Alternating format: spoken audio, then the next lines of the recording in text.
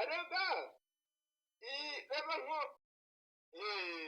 ngo nuko bukeye bwaho aribwo munsi wakurikiragaho wowe kwitegura abatambyi bakuru b'abafarisayo bateranira kwa Pilato. Niyo mpamvu mbabwiraga inti bura Yuda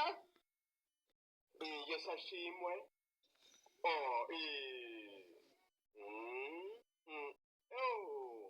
amenyo rwose bwarakutse yamujijije iki koko mukubise umwuko Yesu ashimwe nuko ewe mbaraga yambaye igisarubeti mbese ubwo we nimba yarashatse buriya reba muri bava kure muheno rw'icyarindwi aho hantu uzahasome hasenyaga nako hubakaga ingo zigashinyiriza nako zikaba hariko ziri haravuga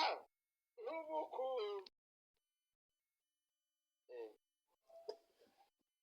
haranditswe ngo